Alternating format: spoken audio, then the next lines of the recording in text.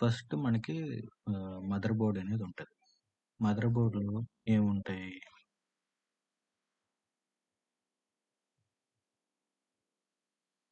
అంటే ప్రాసెసర్ ఉంటది.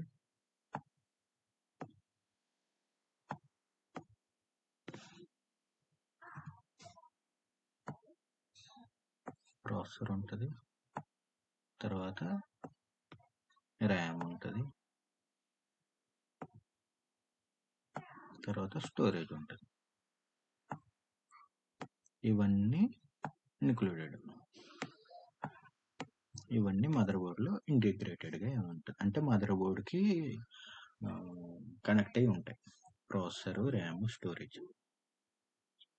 ఈ ప్రాసెసర్ దేనికి అంటే మన యాక్చువల్ స్పీడ్ ఆఫ్ ఎ కంప్యూటర్‌కి ఈ ప్రాసెసర్ అనేది చూస్తుంది. యాక్చువల్ స్పీడ్ మన ఇందులో నీ ఎంత త్వరగా ఒక అప్లికేషన్ అనేది ఓపెన్ అవుతుంది అంటే for example application in the sense ఏదైనా గూగుల్ క్రోమ్ అవని లేకపోతే ఒక ఎంఎక్స్ ప్లేయర్ అవని అది ఎంత త్వరగా నీకు ఓపెన్ అవుతుంది నువ్వు క్లిక్ చేసిన వెంటనే అనే పని ఎవరు చూస్తారంటే ప్రాసెసర్.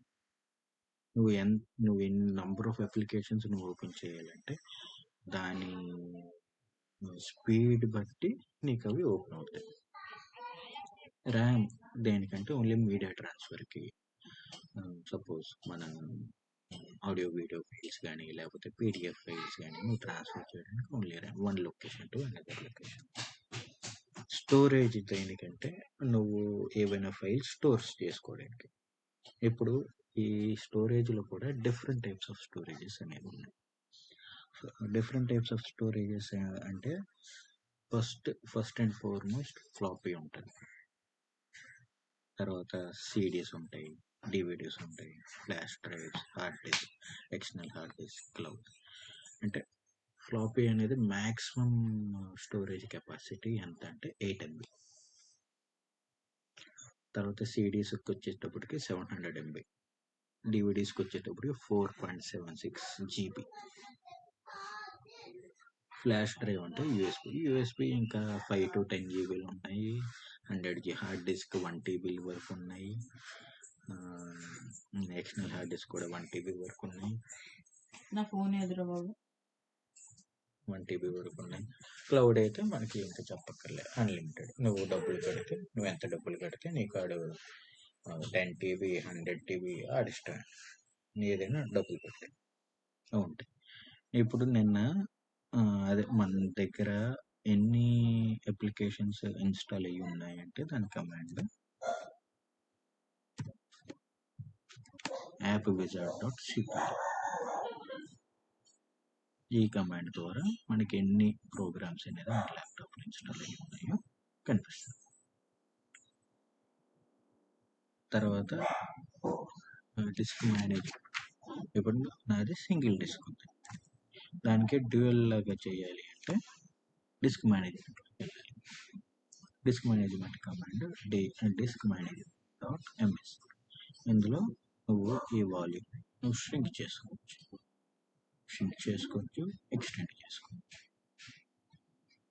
అంటే ష్రింకింగ్ అంటే రైట్ క్లిక్ చేసి ష్రింక్ వాల్యూమ్ చేస్తే ఇక్కడ నీకు వాల్యూమ్ అనేది అడుగుతుంది, ఎంత ష్రింక్ చేయాలి. ఇక్కడ నీకు అన్అలొకేటెడ్, ఇది నీకు కనిపించాలి అని అంటే నీకు డిస్క్ పీసీలో కనిపించాలంటే కనబడదు. ఎందుకు మనం ఇంకా ఎలకేట్ ఇవ్వలేదు. ఈ 50 GB అనేది నేను యూజ్ చేయాలి అని దానికి చెప్పలేదు కాబట్టి దీనికి అందుకు ఇది అన్అలొకేటెడ్లో ఉంటుంది. దీన్ని అలొకేట్ చేయాలంటే ఇక్కడ రైట్ క్లిక్ చేసి న్యూ సింపుల్ వాల్యూమ్ చేసి నెక్స్ట్ నువ్వు నీకు నచ్చిన లెటర్ అసైన్ చేసుకోవచ్చు. మళ్ళీ నెక్స్ట్ ఫినిష్ చేస్తే ఇప్పుడు ఇక్కడ ఈ డ్రైవ్ అనేది నీకు డిస్క్ పీసీలో కనిపిస్తుంది. ఒకవేళ వద్దు, నాకు ఈ డ్రైవ్ వద్దు, ఈ 50 GB కూడా నాకు డైలీలోనే కావాలి అంటే ఫస్ట్ ఈ డ్రైవ్లో ఉన్న డేటాను బ్యాకప్ తీసుకొని దీన్ని డిలీట్ వాల్యూమ్ చేయాలి. డిలీట్ వాల్యూమ్ చేస్తే నీకు అది అన్అలొకేటెడ్ స్పేస్లోకి వస్తుంది. ఈ అన్అలొకేటెడ్ స్పేస్ డి వాల్యూమ్లోకి నీకు ఎక్స్టెండ్ అవ్వాలి అంటే రైట్ క్లిక్ చేసి ఇక్కడ ఎక్స్టెండ్ వాల్యూమ్ అని ఉంటుంది. ఎక్స్టెండ్ వాల్యూమ్ అనేది చేస్తే నీకు ఈ 40 GB అనేది, ఈ 50 GB అనేది నీకు న్యూ వాల్యూమ్లోకి వచ్చేస్తుంది, న్యూ వాల్యూమ్ డీలోకి వచ్చేస్తుంది. సరేనా? ఇప్పటి వరకు ఇంకేమైనా డౌట్ ఉన్నాయా?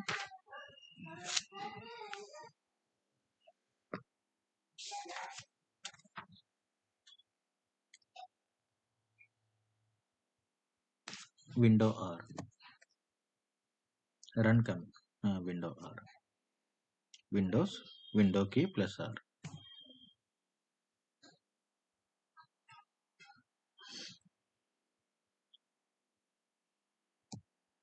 ప్యానెల్కి వెళ్ళాలంటే యాప్ విజ్ .cpl,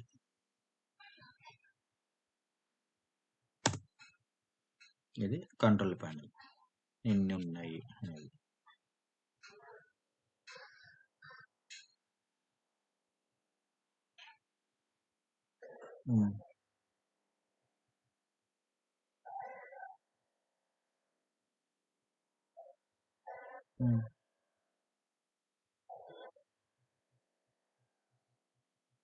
అంటే దీన్ని ఇంకా ఇంక్రీజ్ చేయాలనుకున్నా. ఇంక్రీజ్ చేయాలంటే ఫస్ట్ సిలోకి వెళ్ళి ఇక్కడ నువ్వు స్ట్రింగ్ వాల్యూమ్ అనేది తీసుకెళ్ళి, ఎందుకంటే సిలో నీకు ఎంత ఫ్రీ స్పేస్ ఉంది దీని ప్రకారం 113 ఉంది, 113 ఉంది ఫ్రీ స్పేస్ 113.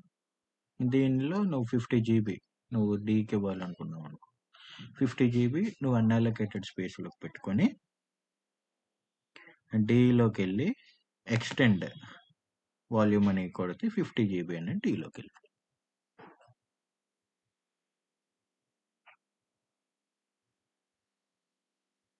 అవును, అంతే. అంటే సి అని ఎందుకు అంటున్నానంటే నీకు కావాల్సింది ఒక 50 GB కావాలి, 50 GB మన దగ్గర లేదు. నీకు ఎక్స్ట్రా 50 GB కావాలి, మన దగ్గర 50 GB ఎక్స్ట్రా లేదు. 50 GB ఎందులో ఉంది ఎక్స్ట్రాగా? సి డ్రైవ్లో ఉంది. సి డ్రైవ్లో ఫ్రీ స్పేస్ ఎంత ఉంది? 113 ఉంది.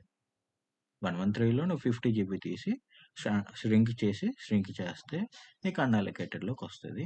ఈ అన్అలొకేటెడ్ది నువ్వు డి డ్రైవ్లో ఎక్స్టెండ్ రైట్ క్లిక్ చేసి ఎక్స్టెండ్ వాల్యూమ్ కొడితే నీకు డీలోకి 50 GB అనేది మౌంట్ అవుతుంది.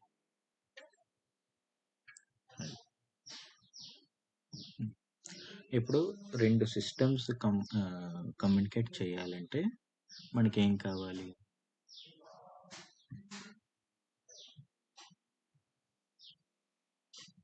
కమ్యూనికేట్ చేయాలంటే మనకి ఏం కావాలి?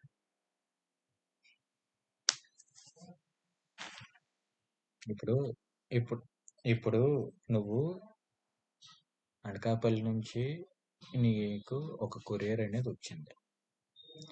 కొరియర్ నువ్వు సపోజ్ ఒక మొబైల్ ఫోన్ నువ్వు కొనాలనుకున్నావు, నువ్వు కొన్నావు అమెజాన్లోనో ఫ్లిప్కార్ట్లోనో. వాడుకి డెలివరీ అడ్రస్ ఇస్తే ఆ డెలివరీ పర్సన్ మీ ఇంటికి వచ్చాడు. డెలివరీ పర్సన్ దేనివల్ల వచ్చాడు? నువ్వు ఇచ్చిన అడ్రస్ వల్ల. అడ్రస్లో ఏముంటుంది? నీ డోర్ నెంబరు, నీ స్ట్రీట్ నేమ్ అవి ఉంటుంది. ఈ డోర్ నెంబర్ బట్టి కదా ఆ డెలివరీ పర్సన్ వచ్చి నీకు డెలివరీ ఇచ్చాడు. నీకు డోర్ నెంబర్ లేకపోతే నీకు ఇవ్వలేడు కదా. అలాగే మనకి 2 ల్యాప్టాప్స్ లేకపోతే 2 సిస్టమ్స్ కమ్యూనికేట్ చేయాలంటే మనకి ఒక అడ్రస్ అనేది ఉంది. ఆ అడ్రస్ పేరే IP address, internet protocol address. అంటే ఇప్పుడు సపోజ్ ఏ అనేవాడు ఉన్నాడు,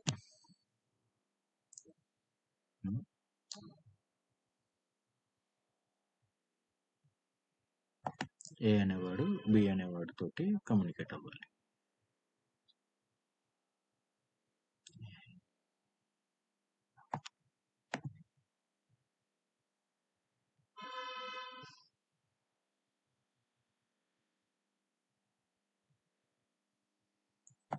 ఏ అనేవాడు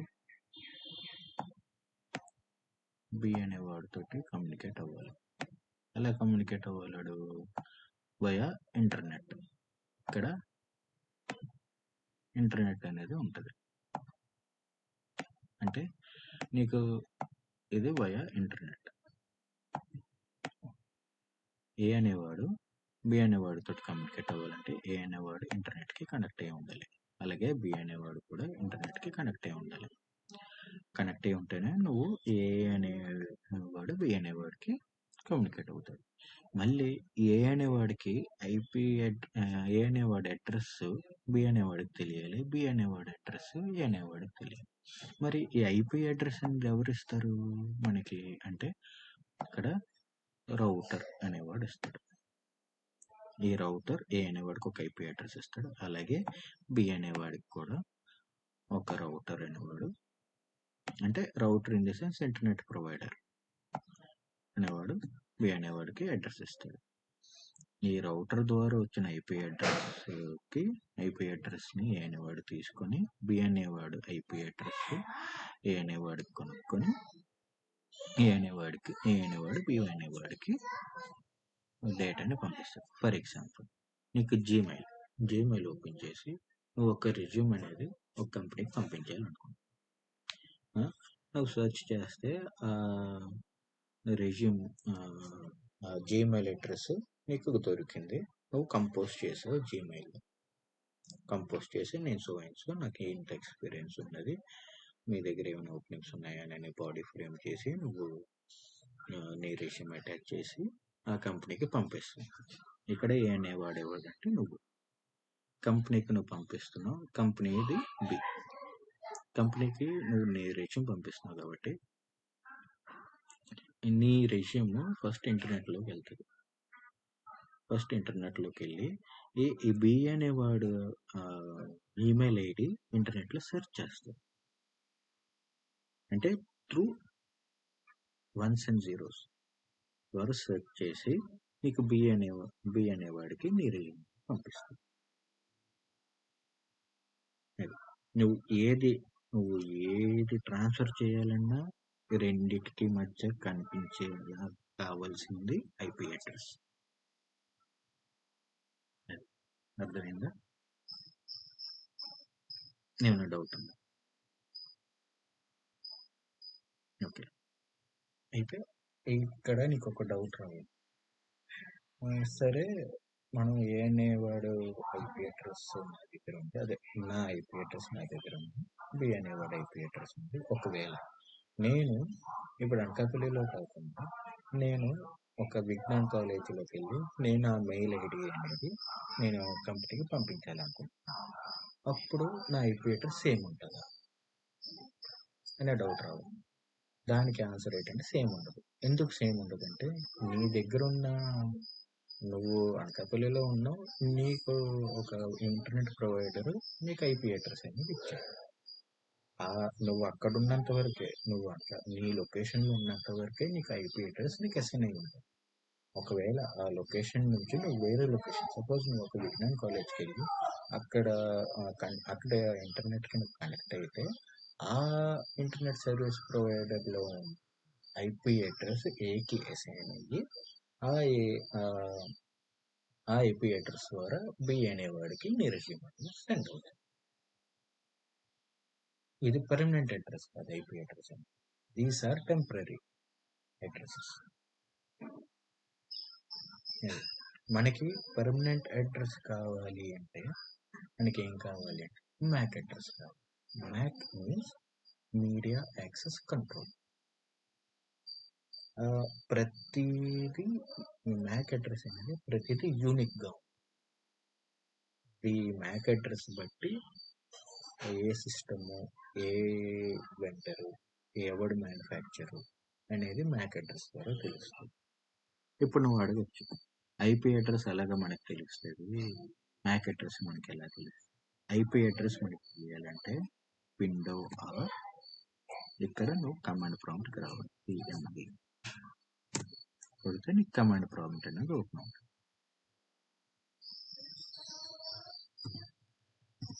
ఇక్కడ మీకు కమాండ్ ప్రాంప్ట్లో ఐపీ కాన్ఫిగ్ అని టైప్ చేస్తే ఇక్కడ మనకి IPv4 అడ్రస్ ఉందా, this is IP address for this laptop. As of now, don't concentrate on IPv6 address. There is a difference of IPv6 and IPv4. For as of now, the minimum difference is in IPv6 we can see the colon here. For IPv4 address we can see only dot. As of now, if I ask anything about like what is your IP address, you have to tell the IPv4. Okay. Next, MAC address. For MAC address also, the command is ipconfig/all.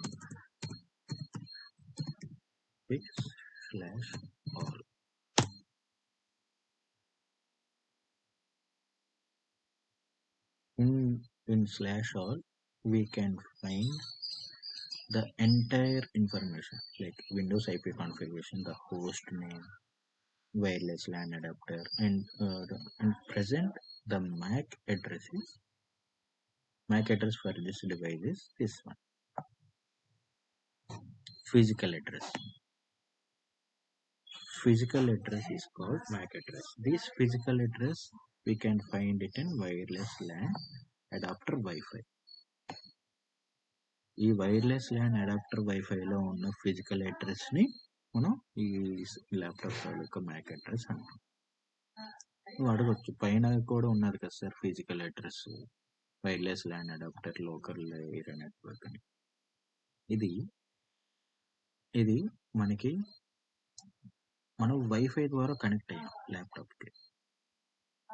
ల్యాప్టాప్కి మనం wifi ద్వారా connect అయ్యాం. మనం LAN ద్వారా అయితే ఇది physical address అవుతుంది. నీకు కావాలంటే చూడు, మనకి ఇక్కడ మీడియా స్టేట్ కూడా డిస్కనెక్టెడ్ లో ఉంది. ఇక్కడ మనకి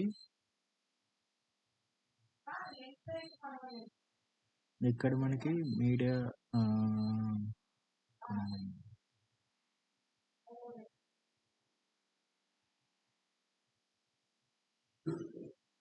మీడియా స్టేట్ డిస్కనెక్టెడ్ లో ఉన్నది అంటే ఇది మనం కనెక్ట్ చేసి లేము అని అన్నారు. ల్యాన్ అనేది మనం కనెక్ట్ చేసి లేము, మనం వైఫై ద్వారా కనెక్ట్ చేసాం కాబట్టి మనకి ఫిజికల్ అడ్రస్ తీసుకోవాలి మ్యాక్ అడ్రస్.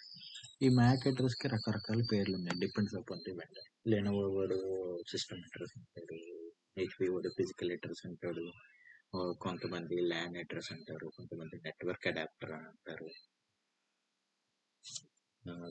కొంతమంది నెట్వర్క్ అడ్రస్ అంటారు. రకరకాల పేర్లు ఉన్నాయి. కాకపోతే మ్యాక్ మీడియా యాక్సెస్ కంట్రోల్ అని ఒకటి ప్రతి సిస్టంలో ఉండే యూనిక్ అడ్రస్ మ్యాక్ అడ్రస్. అర్థమైందా? Any doubts? అర్థమైంది కదా?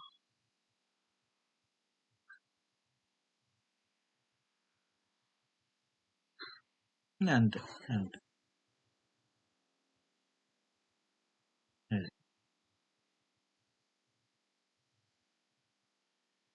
ఇప్పుడు ఇప్పుడు నీకు IP address MAC address okay కదా? అయితే ఇప్పుడు యాక్చువల్గా హ్యాకర్ అంటే ఎవరు?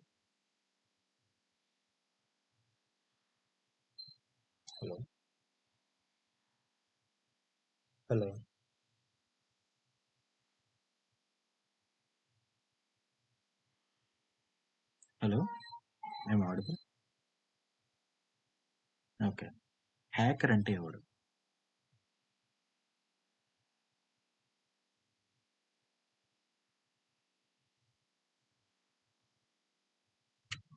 Unauthorised user. ఓకే, హ్యాకర్ అంటే అన్ఆథరైజ్డ్ యూజర్. ఓకే, వాడు ఏంటంటే extremely intelligent guy who have extraordinary programming.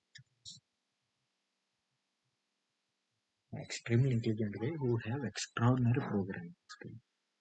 ఇప్పుడు ఒక హ్యాకర్ అవ్వాలి అంటే there are 5 stages. First stage వచ్చేసి వాడికి కంప్యూటర్ హార్డ్వేర్ కోసం తెలియాలి. సెకండ్ స్టేజ్ వచ్చేసి నెట్వర్కింగ్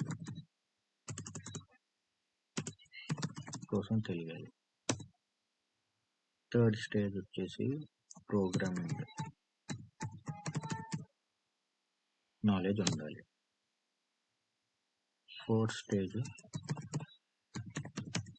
అడ్మినిస్ట్రేషన్ కోసం తెలియాలి. Fifth stage security. ఈ 5 స్టేజెస్ ఎవడైతే దాటుతాడో వాడే హ్యాకర్. కంప్యూటర్ హార్డ్వేర్ కోసం తెలియాలని ఎందుకు తెలియాలి అంటే ఇప్పుడు సపోజ్ నువ్వు ఒక ఇది అనేది చేస్తున్నావు, ఒక సైట్ని నువ్వు హ్యాక్ చేస్తున్నావు. హ్యాక్ చేసేటప్పుడు నువ్వు సిస్టమ్ అనేది టర్న్ ఆఫ్ అయిపోయింది, అనుకోకుండా ఆగిపోతే నీకు కంప్యూటర్ కోసం నీకేం తెలియదు, నీకు హార్డ్వేర్ పర్స్పెక్టివ్ నీకేం తెలియదు. నువ్వు అలాగని నువ్వు హార్డ్వేర్ ఇంజనీర్ నువ్వు వెళ్ళావు కదా, పిలిస్తే వాడికి నువ్వు ఏం చేస్తున్నావో చెప్పాలి. వాడు అడుగుతాడు పేషెంట్, సార్ మీరు ఏం చేశారు సార్, ఆగిపోయింది, మీరు ఏం చేస్తున్నప్పుడు ఆగిపోయింది. నువ్వు నేను ఇలా హ్యాక్ చేస్తున్నాను అందుకు ఆగిపోయింది అని చెప్పలేదు కదా. అందుకు computer hardware in and out around తెలియాలి. దానికి A+ సర్టిఫికేట్ అనేది ఉంటుంది, computer hardware certificate, CompTIA A+ అని. వాళ్ళని సర్టిఫైడ్ హార్డ్వేర్ టెక్నీషియన్స్ అంటారు. నెట్వర్కింగ్ సర్టిఫికేట్ హార్డ్వేర్ టెక్నీషియన్స్ లేకపోతే హార్డ్వేర్ ఇంజనీర్స్, CompTIA A+.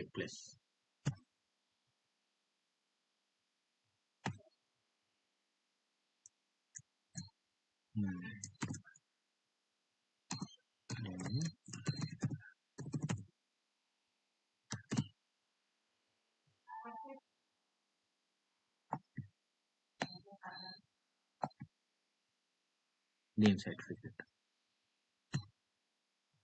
ఇప్పుడు నెట్వర్కింగ్ కొద్దాం. నెట్వర్కింగ్కి ముందు N+ అనే సర్టిఫికేట్ ఉండేది. ఇప్పుడు N+ కాకుండా ఓన్లీ సిస్కో ఉన్నది. ఈ సిస్కోలో కూడా 3 సర్టిఫికేట్స్ ఉన్నాయి. CCNA ఒకటి, CCNP ఒకటి, CCIE ఒకటి. ఈ సిస్కోలో 3 సర్టిఫికేట్స్ ఉన్నాయి. ఇది నెట్వర్కింగ్.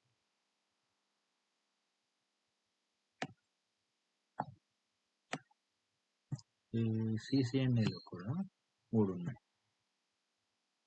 ఒకటి routing and switching, first one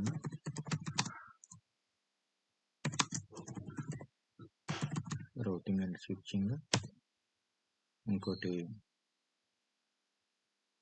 VoIP,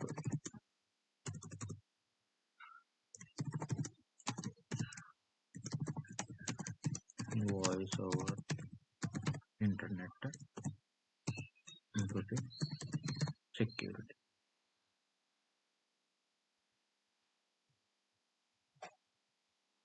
ఇవి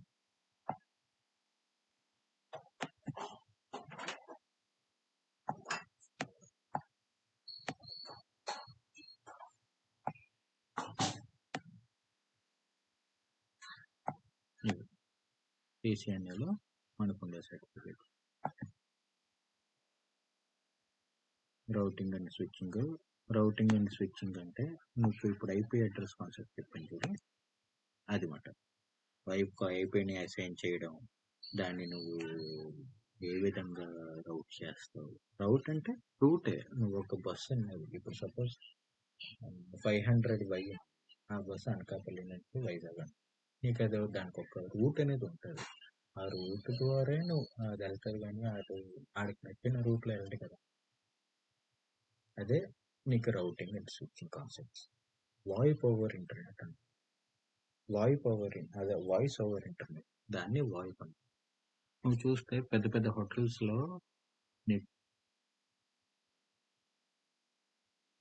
హలో వాయిస్ ఓవర్ ఇంటర్నెట్. నువ్వు చూస్తే పెద్ద పెద్ద హోటల్స్లో నీకు ఇది ఉంటుంది. రూమ్స్లో నీకు ఒక డెస్క్ ఫోన్ ఉంటుంది, ల్యాండ్లైన్ ఫోన్. ఆ ల్యాండ్లైన్ ఫోన్ దగ్గర నీకు ఒక పేపర్లో 1 అయితే రిసెప్షన్, 2 అయితే కిచెన్, 3 అయితే సెక్యూరిటీ, అలాగా రాసి ఉంటుంది. అది ఎవరు ఇస్తా ఉంది. వాళ్ళు నువ్వు 1 కొడితే నువ్వు రిసెప్షన్కి వెళ్తుంది. రిసెప్షన్లో నీకు ఫోన్ రింగ్ అవుతుంది. వాళ్ళు అటెండ్ చేసి నాకు పలాంటి కావాలంటే వాళ్ళు రాసుకొని నీకు దాన్ని డెలివరీ చేస్తారు. అది ఏ విధంగా అవుతుంది అంటే ఈ వాయిప్ ద్వారా అవుతుంది. నీకు కావాలంటే అది ఇండైరెక్ట్ చెప్పాలంటే ఇంటర్కామ్. ఒక ఐపీని వాడు తీసుకుంటాడు. ఆ ఐపీని ఒక 10 lakhs 20 lakhs పెట్టి కొనుక్కుంటాడు. ఆ ఐపీ ద్వారా కొన్ని ల్యాక్స్ ఆఫ్ ఫోన్స్కి వాడు కనెక్షన్ ఇస్తాడు. దాన్ని వాయిప్ అంటారు. నువ్వు కావాలంటే ఇప్పుడు నీకు క్రెడిట్ కార్డ్ కాల్స్ వస్తాయి ఈ మొబైల్. క్రెడిట్ కార్డ్ కాల్స్ వచ్చి నువ్వు కాల్స్ మాట్లాడుతావు. కావాలంటే నువ్వు ఆ క్రెడిట్ కార్డ్ వచ్చిన ఇన్కమింగ్ కాల్కి నువ్వు అవుట్ గోయింగ్ చేద్దామన్నా నీకు వాటిని అలాంటి కాల్స్ని వాయిప్ అంటారు. ఇవి ఇన్బౌండ్ కాల్స్ ఉంటాయి, అవుట్ బౌండ్ కాల్స్ కూడా ఉంటాయి. వీటికి అన్నిటికీ సెక్యూరిటీ ఇవ్వాలి. అదొక సర్టిఫికేషన్. సిసిఎన్ఏ అంటే సిస్కో సర్టిఫైడ్ నెట్వర్క్ అసోసియేట్.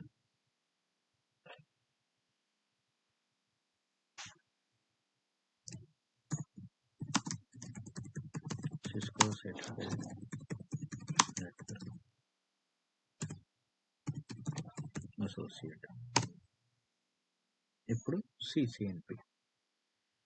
సిసిఎన్పిలో సిసిఎన్పి అంటే Cisco certified network professional.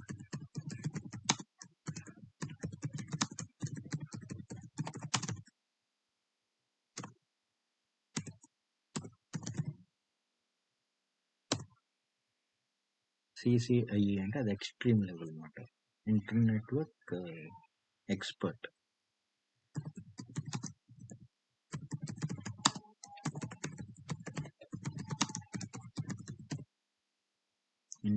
Internet expert. ఇవి మనకుండే ఇవి అన్నమాట ఈ సెక్యూరిటీలో.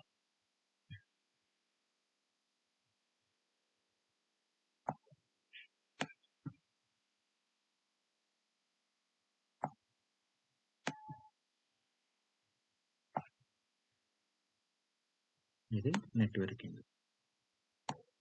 ఇప్పుడు ప్రోగ్రామింగ్ కొద్దాం. ఈ ప్రోగ్రామింగ్ ఏటెట్ కావాలి అంటే బ్యాచ్ ప్రోగ్రామింగ్ వాడికి తెలిసి ఉండాలి. తర్వాత విజువల్ బేసిక్స్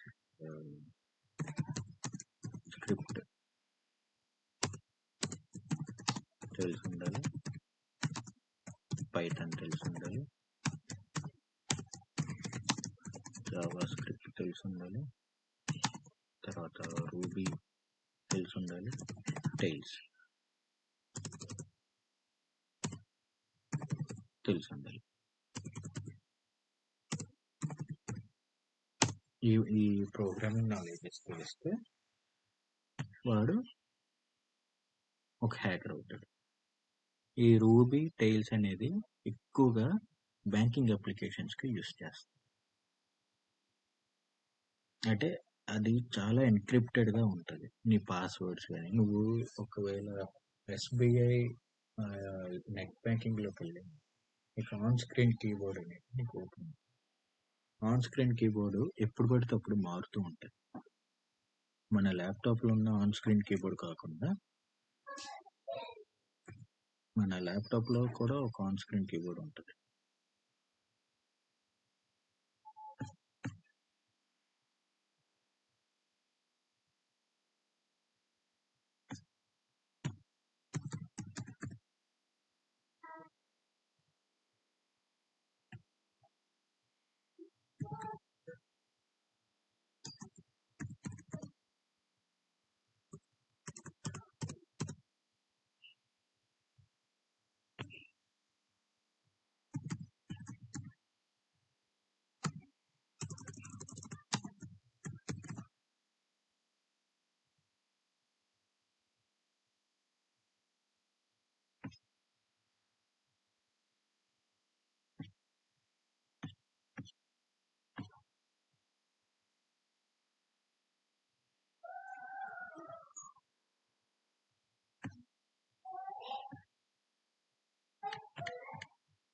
మన ల్యాప్టాప్లో కూడా ఒక ఆన్ స్క్రీన్ కీబోర్డ్ అనేది ఉంటుంది. ఆన్ స్క్రీన్ కీబోర్డ్ అనేది ఉంటుంది. అది ఎలాగుంటుంది? సేమ్ మన కీబోర్డ్ ఎలాగున్నదో సేమ్ అలాగే ఉంటుంది ఆన్ స్క్రీన్ కీబోర్డ్ కూడా. కనిపించిందా? కానీ మన ఎస్బీఐ అప్లికేషన్ అనేది యూస్ చేస్తే, నెట్ బ్యాంకింగ్ అనేది యూస్ చేస్తే ఈ కీస్ అనేది మారుతూ ఉంటాయి. అవి ఎందులో డిజైన్ చేస్తారు అంటే ఈ Ruby or tiles programming knowledge అనేది ఉండాలి. అందులో డెవలప్ చేస్తారు. ఇప్పుడు అడ్మినిస్ట్రేషన్ అంటే ఇప్పుడు అడ్మినిస్ట్రేషన్ కోసం కూడా తెలియాలి. ఎందుకు తెలియాలి అంటే నువ్వు ఒక ప్రోగ్రామ్ని నువ్వు ఇంజెక్ట్ చేయాలి అంటే ఎక్కడ నువ్వు ఇంజెక్ట్ చేయాలి అనేది నీకు తెలియాలి. అంటే నీకు లూప్ హోల్స్ అనేది తెలియాలి. లూప్ హోల్స్ అనే వల్నరబిలిటీస్ అని కూడా అంటారు. అంటే వీక్ పాయింట్స్ అనేది తెలిస్తేనే కదా నువ్వు లోపలికి ఎంటర్ అవ్వగలవు.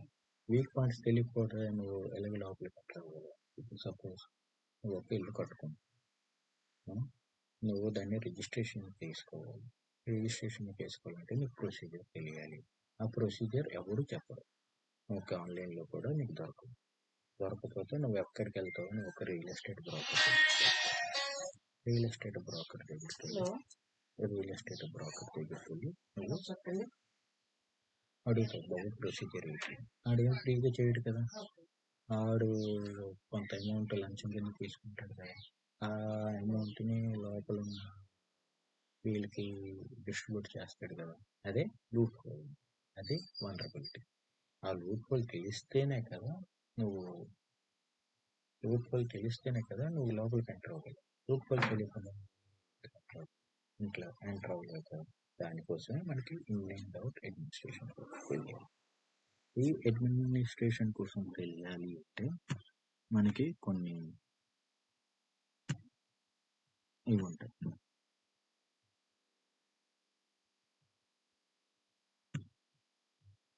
కొన్ని సర్టిఫికేషన్స్ ఉంటాయి. ఆ సర్టిఫికేషన్స్ ఏంటి అంటే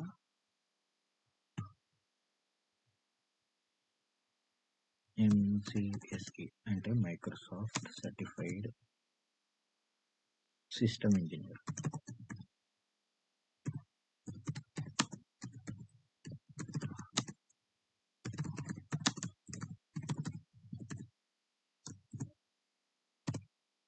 మైక్రోసాఫ్ట్ సర్టిఫైడ్ సిస్టమ్ ఇంజనీర్. తర్వాత MCSA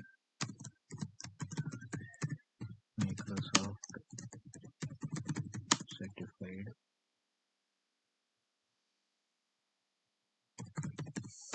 సిస్టమ్ అడ్మినిస్ట్రేషన్ లేకపోతే అడ్మినిస్ట్రేటర్. ఇంకోటి MCITP. అదేంటి అంటే మైక్రోసాఫ్ట్ సర్టిఫైడ్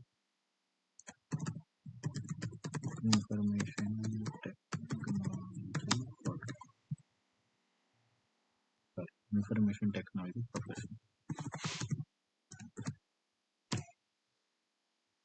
ఇంకోటి RHCA, ఇది లైనక్స్ బేస్డ్ ఉంటుంది. అంటే రెడ్ హ్యాట్ సర్టిఫైడ్ ఎంటర్ప్రైజ్.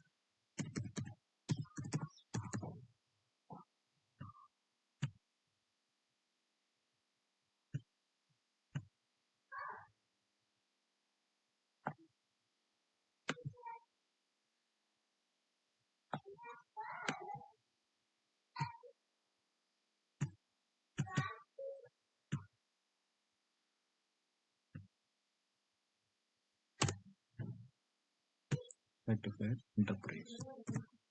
ఇంకోటి మెకా MACA అంటే మ్యాకింటోష్ అడ్మినిస్ట్రేటర్.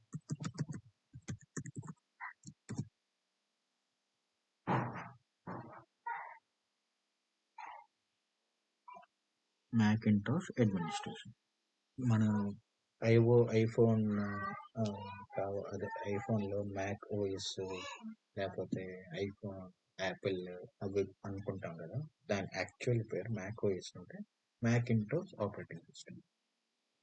ఇవి తెలియాలి అడ్మినిస్ట్రేషన్. తర్వాత లాస్ట్కి వచ్చేది సెక్యూరిటీ.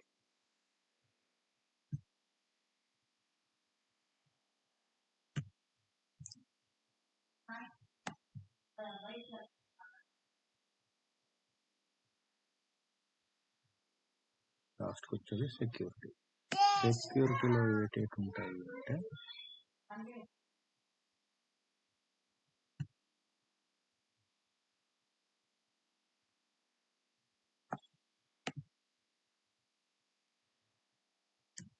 సిహెచ్ అంటే certified ethical hacker.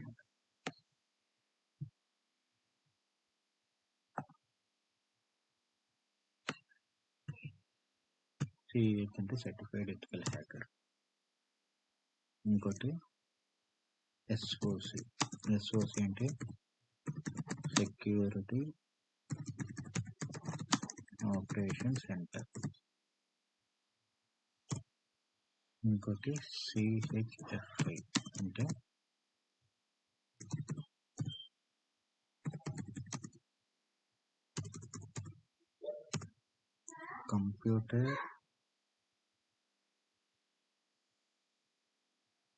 Computer hacking forensic investigator.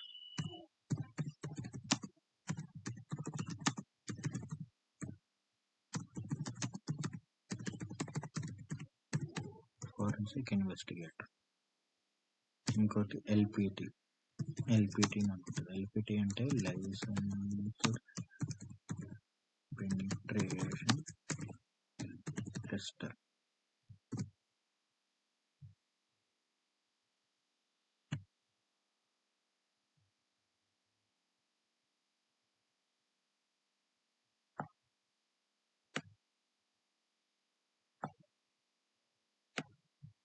Licensed penetration tester. ఇంకా ఇన్సిడెంట్ రెస్పాండర్.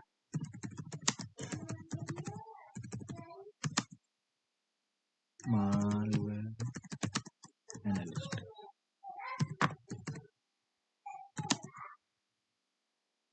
Threat analyst.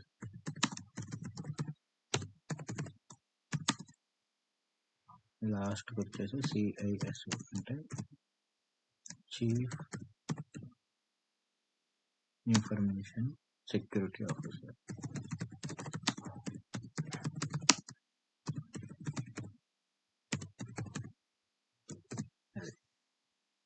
ఒక హ్యాకర్ అనేవాడు అవ్వాలి అంటే ఇన్ని రావాలి వాడికి.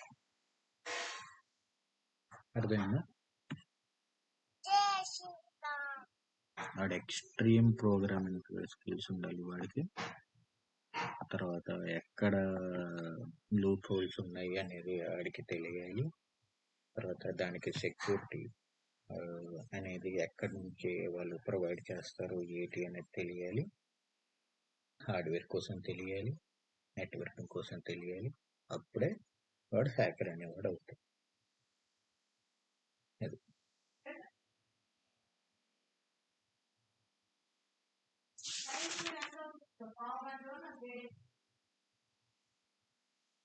అర్థమైందా? ఇంకేమైనా డౌట్స్?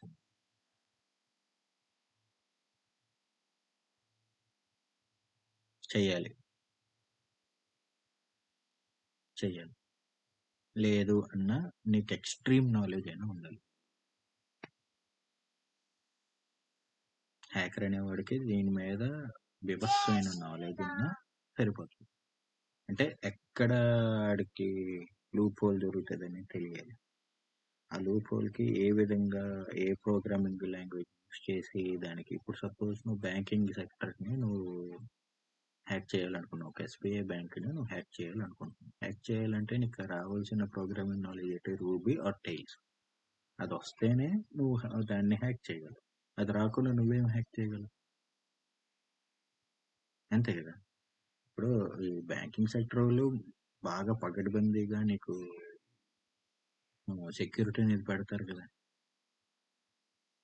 ఆ సెక్యూరిటీ ఎలా పెట్టారు ఏంటి అనేది వీడు చూస్తాడు.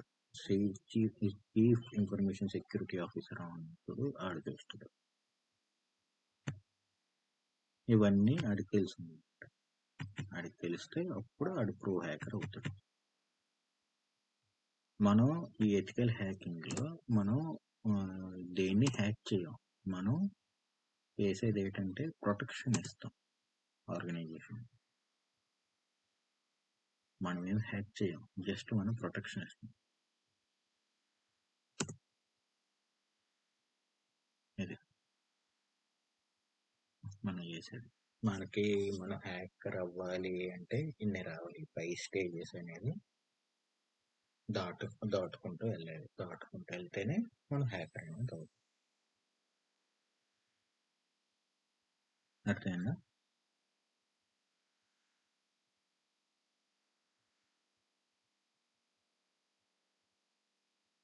నువ్వు హ్యాకర్ అవ్వాలి అంటేనే ఇవన్నీ నేర్చుకోవాలి. నువ్వు సెక్యూరిటీ ప్రొవైడర్, నేను ఒక ఆర్గనైజేషన్కి సెక్యూరిటీ ఇస్తానంటే నువ్వు ఎథికల్ హ్యాకింగ్ నేర్చుకుంటే చాలు. ఇది సెక్యూరిటీ ఇది నేర్చుకుంటే చాలు. ఇది